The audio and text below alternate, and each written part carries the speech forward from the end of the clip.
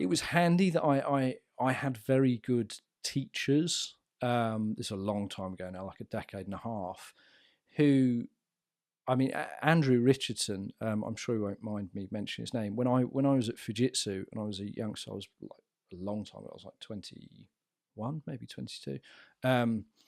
He was a rugby lad, quite a bit older than me, and he had, which is what I say about sports, he really understood teamwork. He was a very good leader. He was also a really decent person, lots of integrity, and so I had a really good model, I think, of someone who is a good leader, which meant that naturally I started to emulate. I looked up to Andy. I started to emulate pretty good leadership qualities. Without realizing, just because I had a good example of that. And I think as I wrote in the first publications for this, and as we were designing the first early courses, what I realized was that as an industry, for years, we've been so obsessed with process and the technology that supports it. What we hadn't realized is major incident management is a pure leadership role. Yet I saw almost no examples of any companies teaching soft skills, leadership skills, emotional intelligence, relationship management, conflict. And that this is going back to what you're saying about the military. You're thrown into far more dangerous, complex situations with much higher consequences than will ever be seen in the commercial world. So those things you're like stress tested really, really well for dealing with emotionally charged situations and lots of complex people, and people are normally the most challenging bit. And so I think the fact that we really understood it was a leadership role and it deserved the same respect, and the training deserved the same time and energy that you'd perhaps take a really senior leader who you want to have and create high performing teams.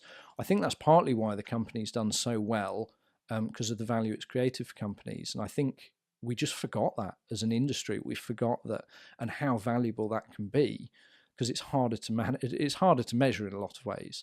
But like you say, I think the only caveat, and we don't tend to deal with many small organizations, which is why you'll always hear me talk about the major incident manager should really stay away, at least at a low level, the technical stuff, and focus on the leadership, because you're bringing together many collective powerful brains of people who have specialized for years in individual technologies, and so the brain power you have behind that. So your job really is just to look after them and make sure they're communicating well with one another.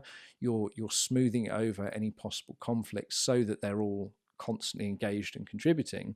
I think the only caveat is when you're talking about very small companies who have like dual role, meaning that the person might be a senior technical person or an operator, and they just don't have the budget or even necessarily the downtime to have a dedicated major incident manager.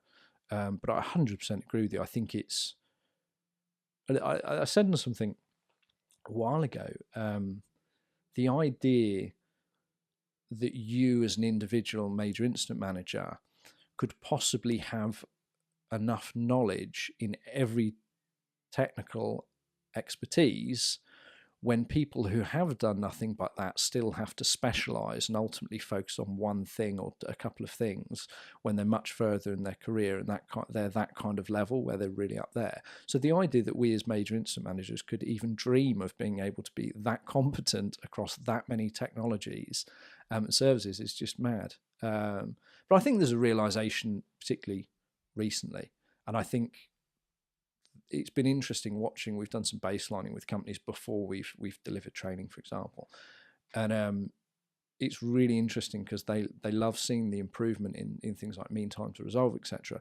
But the biggest thing they comment on, once their people particularly are trained in the soft skills and the leadership elements, is how much happier the customer is. Customers absolutely love it when your operational team are suddenly really in touch with tailoring their communications to different personality styles, and they're really understanding of the nuances and of the complexities of people.